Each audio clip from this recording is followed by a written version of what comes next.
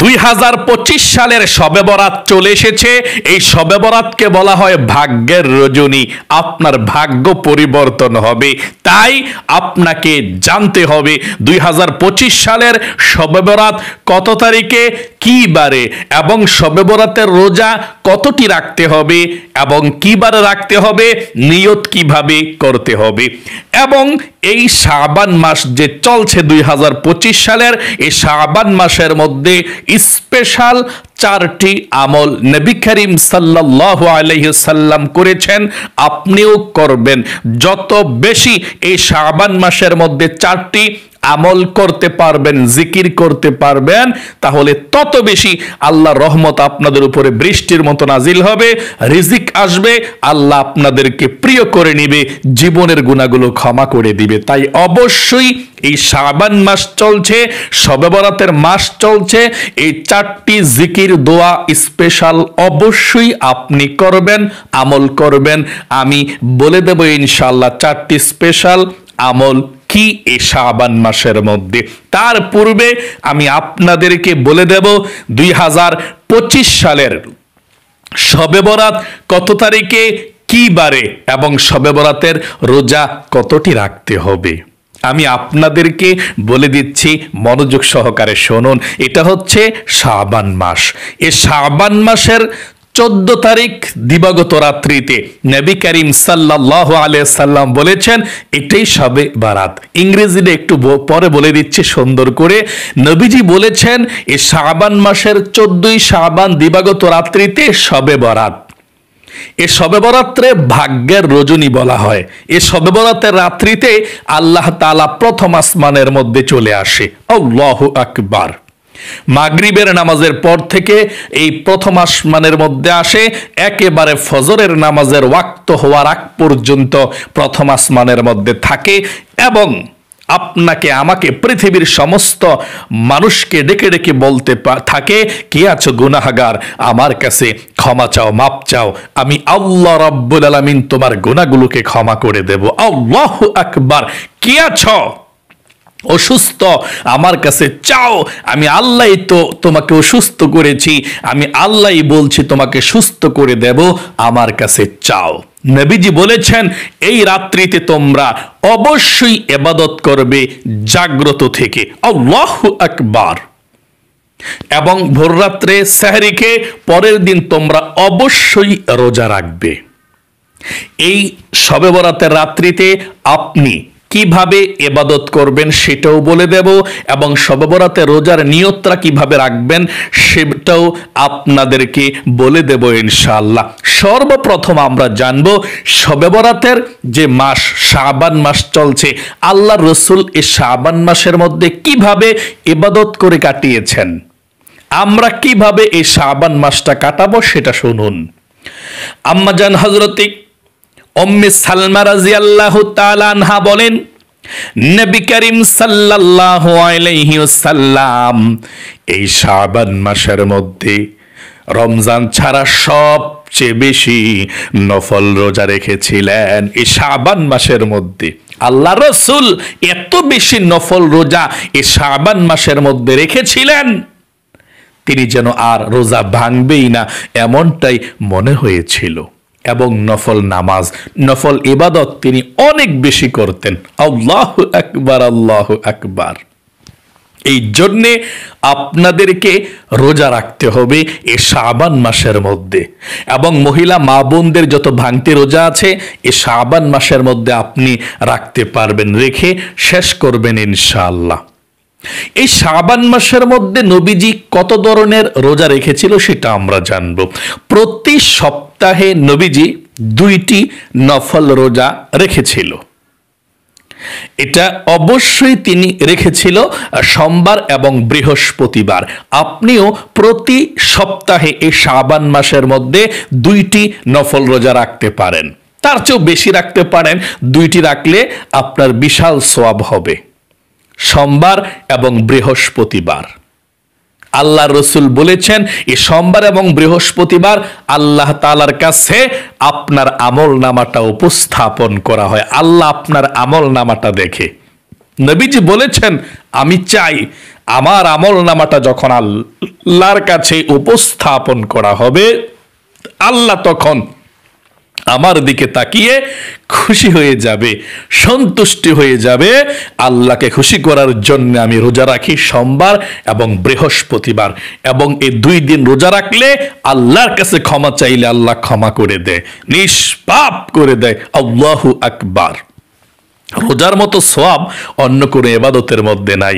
আপনি যদি রোজা রাখেন, আল্লাহর নিজের হাতে আপনাকে রোজার হাদিয়াটা, গিফটটা তুলে দিবে কিয়ামতের ময়দানে। তাই আল্লাহর হাত থেকে যদি আপনি উপহার নিতে চান, সওয়াব গিফট নিতে চান, তাহলে অবশ্যই আপনি রোজা রাখতে হবে। এবং নবী করিম সাল্লাল্লাহু আলাইহি সাল্লাম এই শাবান মাসের মধ্যে আইয়ামে বীজের 3টি নফল রোজা রেখেছিল। একই সঙ্গে শাবানের 13 তারিখ, 14 তারিখ, 15 তারিখ 3টি নফল রোজা রেখেছিল, আইয়ামে বীজের নফল রোজা। আপনিও এই আইয়ামে বীজের নফল রোজাগুলো রাখবেন যদি পারেন। নবীজি বলেছেন এই আইয়ামে বীজের রোজা প্রতি মাসেই রাখা যায়। আরবি মাসের 13, 14, 15, ঠিক এখনো 2025 সালের শাবান মাসের 13, 14, 15ই শাবান। ইংরেজি হিসাব করে আপনাদেরকে আমি বলে দিচ্ছি ইংরেজি কত তারিখে এবং কি বারে এবং নিয়তটা কিভাবে করবেন। তার পূর্বে শুনুন, এই আইয়ামে বীজের 3টি রোজা রাখলে 1 মাস রোজা রাখার সওয়াব হয়, এবং প্রতি মাসে যদি আপনি 3টি করে রোজা রাখতে পারেন আইয়ামে বীজের, তাহলে আপনি যেন সারা বছর রোজা রাখলেন। আল্লাহর কাছে এমন আপনি সওয়াব পেয়ে যাবেন এবং এমন মর্যাদার অধিকারী হয়ে যাবেন। আল্লাহু আকবার। এই 2025 সালের শাবান মাসের আইয়ামে বীজের 3টি রোজা ইংরেজি হিসাব করলে ফেব্রুয়ারি মাসের 13ই ফেব্রুয়ারি, 14ই ফেব্রুয়ারি, 15ই ফেব্রুয়ারি এই 3টা রোজা রাখবেন। আমি আবার বলছি, 2025 সালের শাবান মাসের আইয়ামে বীজের 3টি রোজা যদি আপনি রাখতে চান, ইংরেজি হিসাব করলে 13ই ফেব্রুয়ারি, ফেব্রুয়ারি মাসের 13 তারিখ, ফেব্রুয়ারি মাসের 14 তারিখ, ফেব্রুয়ারি মাসের 15 তারিখ, রোজ বৃহস্পতিবার, শুক্রবার, শনিবার। বৃহস্পতিবার, শুক্রবার, শনিবার এই 3টি আইয়ামে বীজের নফল রোজা আপনি রাখবেন ইনশাআল্লাহ। এই 3টি রোজা রাখলে শবে বরাতের রোজাও আপনার হয়ে যাবে একটি রোজা। মানে 3টা আইয়ামে বীজের রোজা রাখলে ওই শবে বরাতের রোজা সহ পড়ে যায়।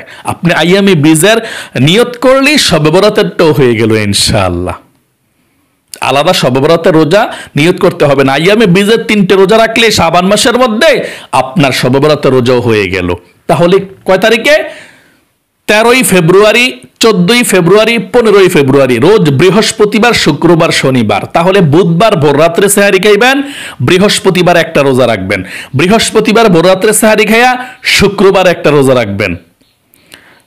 এভাবে আপনি শুক্রবারে রাত্রে সেহারি খেয়ে আপনি শনিবারে একটি রোজা রাখবেন।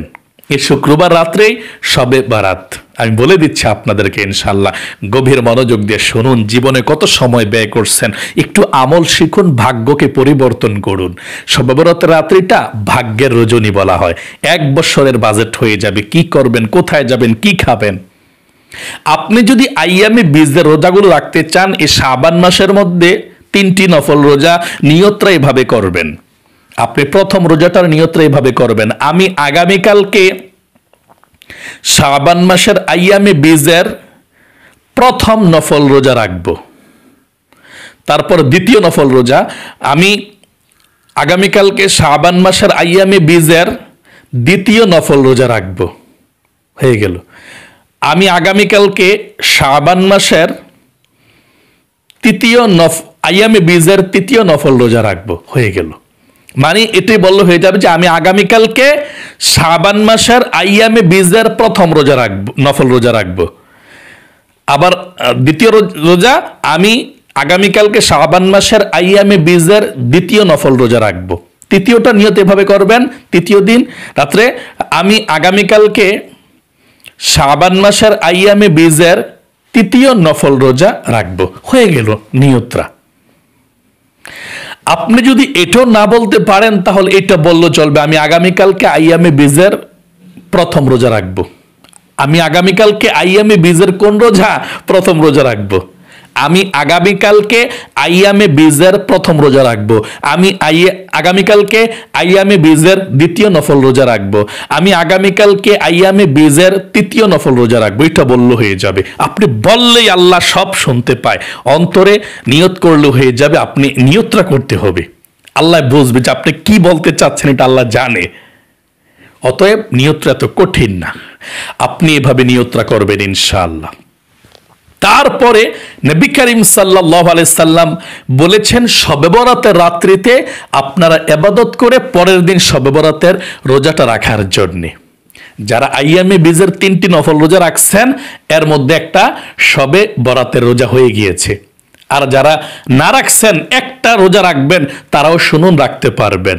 হযরত আলী রাদিয়াল্লাহু তাআলা আনহু থেকে বর্ণিত, তিনি বলেছেন নবী করিম সাল্লাল্লাহু আলাইহি সাল্লাম বলেছেন, হে আলী, যখন শবে বরাতের রাত চলে আসে 14ই শাবান দিবাগত রাত, আইয়ামে যেটাকে শবে বরাতের রাত বলা হয়, নিসফে শাবান বলা হয়, শাবানের মধ্য রজনী, এই রাত্রিতে তোমরা ইবাদত করবা জাগ্রত থেকে এবং পরের দিন রোজা রাখবা, এটি শবে বরাতের রোজা। এবং নবীজি বলেছেন এই রাত্রিতে আল্লাহ আরশে আজিমকে ছেড়ে দিয়ে প্রথম আসমানের মধ্যে চলে আসে মাগরিবের ওয়াক্ত হওয়ার সঙ্গে সঙ্গে, এবং সারা রাত পৃথিবীর মানুষদেরকে ডাকতে থাকে যে কার কি প্রয়োজন আমার কাছে বলো আমি দেব, আমার কাছে চাও আমি দেব, তোমাদের ভাগ্যকে পরিবর্তন করে। আল্লাহু আকবার। এই রাত্রিতে চাইবা আল্লাহর কাছে, কিভাবে ইবাদত করবেন সেটা বলে দেব। এখন আমি আপনাদেরকে বলে দিচ্ছি শবে বরাতের একটি রোজা হইলেও আপনি রাখবেন, এই একটি রোজার নিয়ত কিভাবে করবেন এবং কোন দিন রাত্রে সেহরি খাবেন সেটা বলে দিচ্ছি। শবে বরাতের একটি রোজা যদি আপনি রাখতে চান তাহলে জানতে হবে শবে বরাতটা কত তারিখে। 2025 সালের শবে বরাত হচ্ছে, এই শাবান মাস চলছে, ইংরেজি হিসাব করে বলছি ফেব্রুয়ারি মাসের 14 তারিখ। ফেব্রুয়ারি মাস তো চলছে এখন 2025 সালের, এই ফেব্রুয়ারি মাসের 14 তারিখ, 14ই ফেব্রুয়ারি রোজ শুক্রবার দিবাগত রাত্রিতে শবে বরাত। আবারও বলছি 2025 সালের শবে বরাত হচ্ছে, এই ফেব্রুয়ারি মাস চলছে না, ফেব্রুয়ারি মাসের 14 তারিখ রোজ শুক্রবার দিবাগত রাত্রিতে শবে বরাত। আপনি এই রাত্রিতে ইবাদত করবেন, তারপর ভোর রাত্রে সেহরি খেয়ে পরের দিন শনিবারে একটি রোজা রাখবেন। 15ই ফেব্রুয়ারি রোজ শনিবার একটি রোজা রাখবেন ইনশাআল্লাহ। 14ই ফেব্রুয়ারি শুক্রবার দিবাগত রাত্রিতে ইবাদত করবেন শবে বরাত। 15ই ফেব্রুয়ারি শনিবার আপনি সারাদিন একটি রোজা রাখবেন, শুক্রবারে রাত্রে ভোর রাত্রে সেহরি খেয়ে শনিবারে আপনি সারাদিন একটি রোজা রাখবেন, শনিবারে একটি যদি রাখতে চান। এবং এ রোজার নিয়তটা এভাবে আপনি করবেন, সেহরি খাওয়ার পর এভাবে করবেন, আমি আগামীকালকে শবে বরাতের নফল রোজা রাখবো, হয়ে গেল। আমি আগামীকালকে শবে বরাতের নফল রোজা রাখবো, আপনার নিয়তটা হয়ে গেল। এখন অনেকে বলতে পারেন হুজুর আমার অনেক ইচ্ছা রোজা রাখার, কিন্তু আমি তো মনে হয় ভোর রাত্রে সেহরি খেতে উঠতে পারবো না বা পারি না, তাহলে কি আমি না খেয়ে রোজা রাখলে হবে কি না? আমি না খেয়ে রোজা রাখতে পারি, না খেয়ে রাখলে কোনো সমস্যা হবে কিনা, সওয়াব কি কম পাবো কিনা? না, কোনো সমস্যা নাই। আপনি যদি যেই কোনো রোজা হোক যদি সাহারি নাও খান রাখতে পারবেন, কোনো সমস্যা নাই। সাহারি খাওয়া হচ্ছে এটা বরকত বা সুন্নতের সুন্নত, কিন্তু আপনি যদি সাহারি নাও খান আপনার রোজার সওয়াব কম পাইবেন না, রোজার সওয়াব ঠিকই পাবেন, রোজাও হয়ে যাবে। তবে যখন আপনি ঘুম থেকে উঠছেন দেখছেন সাহারি খাওয়ার সময় শেষ, তখন আপনি নিয়ত করে ফেলবেন, তখন আপনি নিয়ত করলেই চলবে।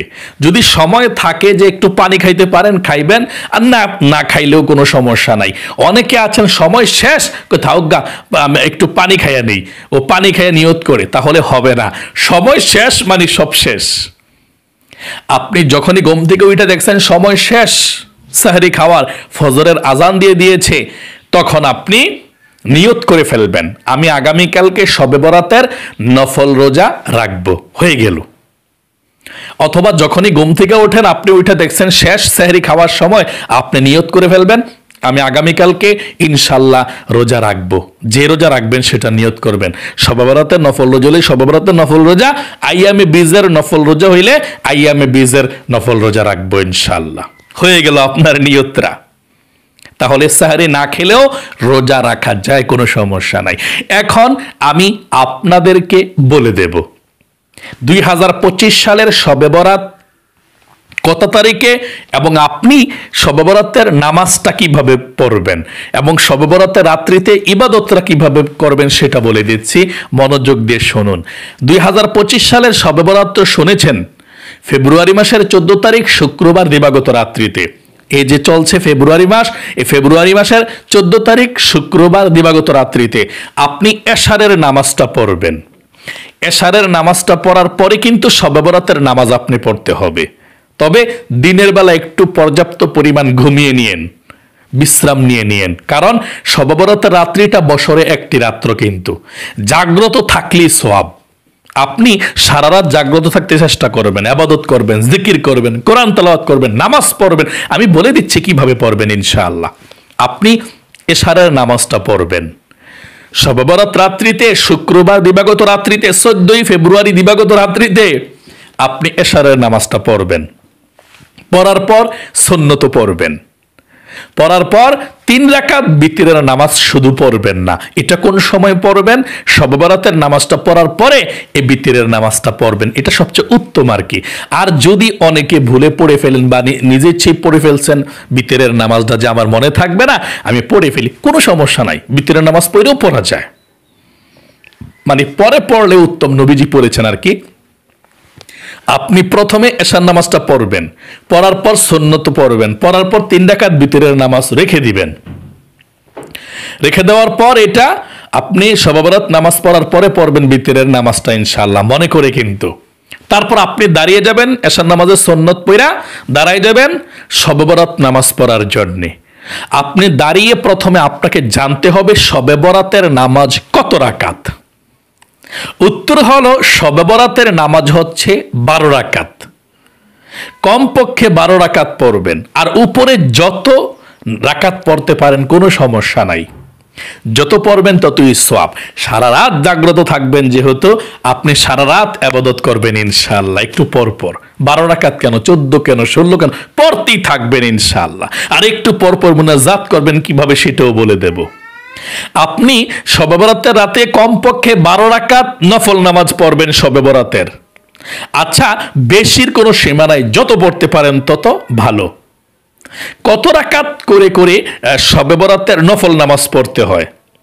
2 রাকাত করে করে এই শবে বরাতের নফল নামাজ পড়বেন ইনশাআল্লাহ। 2 রাকাত নামাজ পড়ে আপনি আবার দাঁড়িয়ে যাবেন আবার 2 রাকাত নামাজ পড়ার জন্য।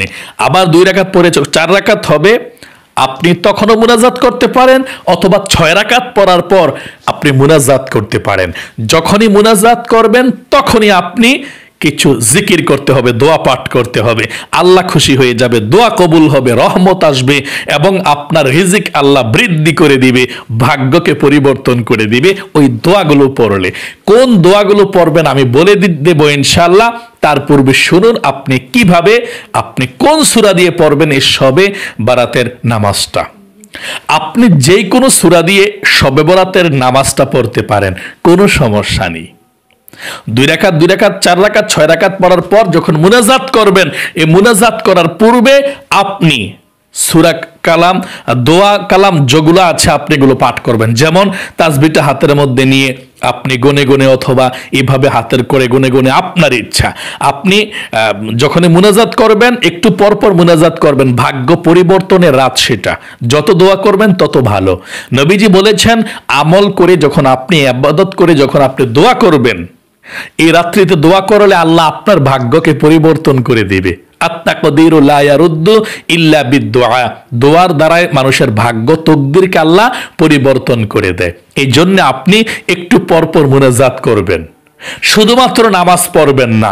শবে বরাত রাত্রিতে কতক্ষণ নামাজ, কতক্ষণ জিকির, কতক্ষণ কোরআন তেলাওয়াত, কতক্ষণ মুনাজাত, এভাবে আপনি কাটাবেন। আচ্ছা, যখনই মুনাজাত করবেন তখন কোন জিকিরগুলো বৈশা বৈশা করবেন? আপনি 1 নম্বরে সুবহানাল্লাহ 100 বার পড়বেন। 2 নম্বরে আলহামদুলিল্লাহ 100 বার পড়বেন। একেবারে সহি শুদ্ধ করে পড়বেন।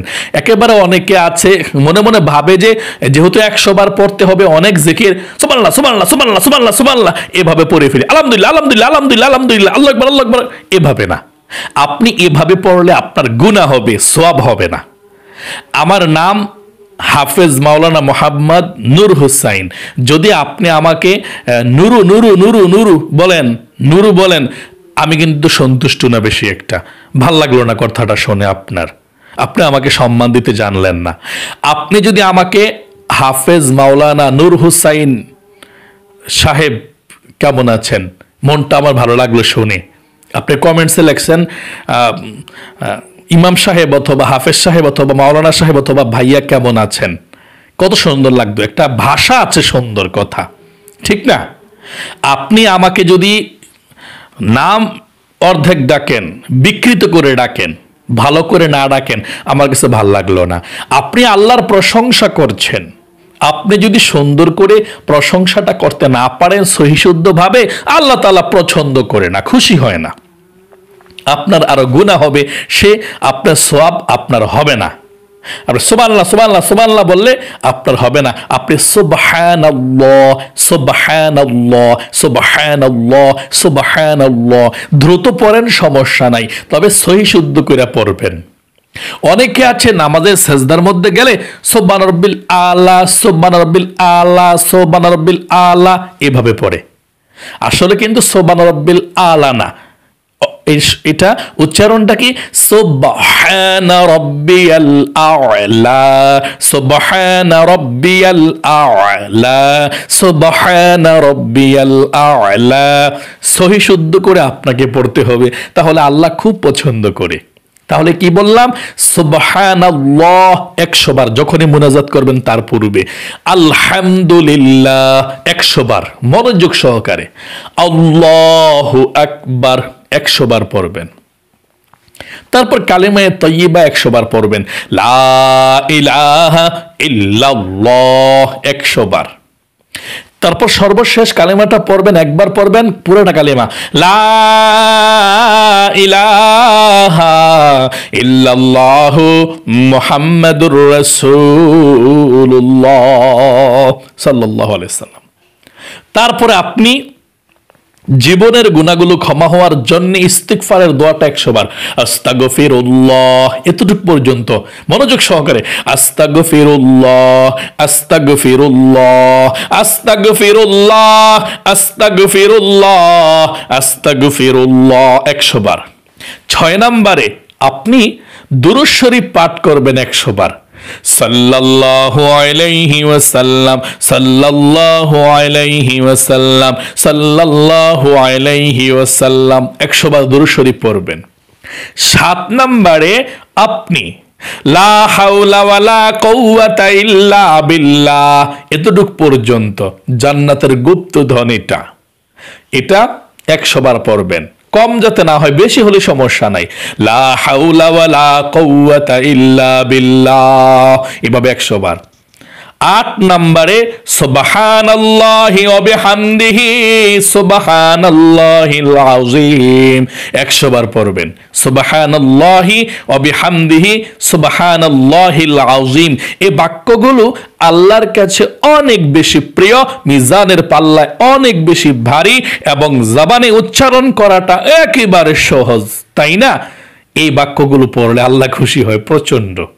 আপনি 100 বার সুবহানাল্লাহি ওয়া বিহামদিহি সুবহানাল্লাহিল আযীম সুবহানাল্লাহি ওয়া বিহামদিহি সুবহানাল্লাহিল আযীম।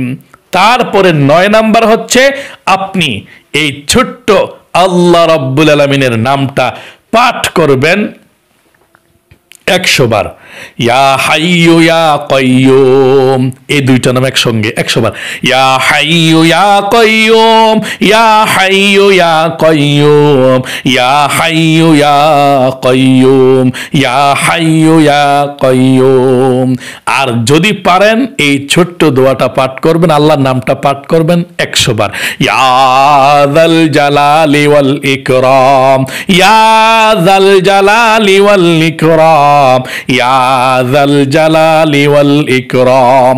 মোট কথা এই জিকিরগুলো করবেন এরপরে যদি আপনার কোনো জিকির মুখস্থ থাকে ওগুলো করবেন, করার পর আল্লাহর কাছে মুনাজাত করবেন, চোখের পানি ছেড়ে দিয়ে সংসারের উন্নতি চাইবেন, আপনার উন্নতি চাইবেন, জীবনের গুনাহ মাফ চাইবেন, মা বাবা মুরব্বী যারা অন্ধকার কবরে আছে তাদের জন্য দোয়া করবেন, যত কিছু আছে আপনার দুনিয়ার মধ্যে চাওয়ার সব চাইবেন, আখিরাতে চাইবেন, দোয়া করবেন চোখের পানি ছেড়ে দিয়ে। যেই দোয়া করবেন সেই দোয়া কবুল হবে ইনশাআল্লাহ, কারণ আল্লাহ প্রথম আসমানের মধ্যে আছে।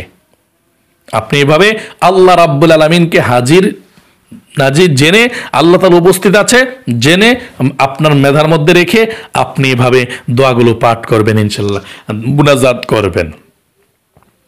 আপনি জিকিরগুলো আগে পরে হলেও সমস্যা নেই, যে সিরিয়ালে পড়তে হবে এমন কোনো কথা না। আপনি শুধু নামাজ পড়ে কাটাবেন এটা কোনো কথা না। আপনি 10 মিনিট নামাজ পড়লেন, আরো 10 মিনিট জিকির করলেন, 10 মিনিটে মুনাজাত কাটাবেন, 10 মিনিট কোরআন তেলাওয়াত করলেন, এভাবে আপনি বিভিন্ন প্রকারের ইবাদত করে রাত্রটা জাগ্রত থাকবেন, কাটাবেন, মুনাজাত করবেন, একটু পরপর মুনাজাত করবেন, একটু পরপর নামাজও দাঁড়াবেন, একটু পরপর কোরআন তেলাওয়াত করবেন, একটু পরপর ইস্তিগফার দুরূদ শরীফ পড়বেন ইনশাআল্লাহ, কাটাবেন ইনশাআল্লাহ।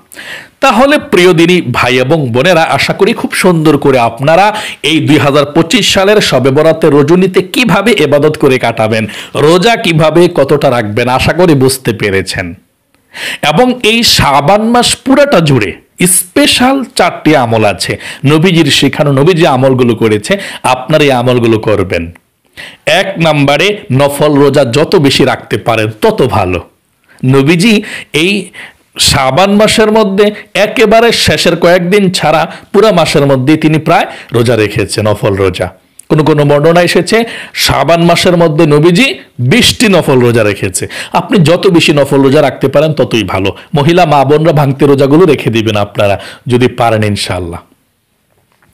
2 নম্বরে আপনারা নফল নামাজ যত পারেন পড়বেন, আউয়াবিন পড়বেন, ইশরাক পড়বেন, চাশতো পড়বেন, একটু বাড়িয়ে দিবেন আগের তুলনায়, নফল ইবাদতরা নামাজটা বাড়িয়ে দিবেন। 3 নাম্বার আল্লাহর কাছে বেশি বেশি করে ক্ষমা চাইবেন, ইস্তিগফার, আস্তাগফিরুল্লাহ আস্তাগফিরুল্লাহ আস্তাগফিরুল্লাহ। আল্লাহ রিজিক দিবে, ধন সম্পদ দিবে, আপনাকে ধনী বানাবে, নিষ্পাপ বানাবে।